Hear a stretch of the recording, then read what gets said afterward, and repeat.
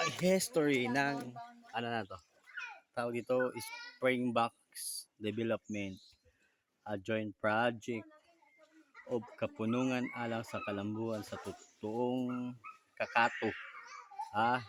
Yung dati pala yung yung to barangay to ang tatawag dati Kakato.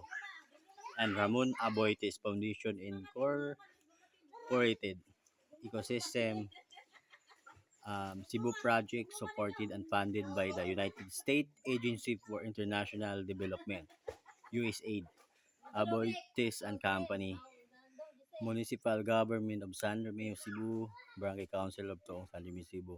Date constructed October 1992. So almost 32 years na. Am I right? Tama ba? From 1992. Laki ito. Na-develop ito. Sobrang ganda, sobrang ganda. Yan, baka gusto nyo puntahan nyo dito.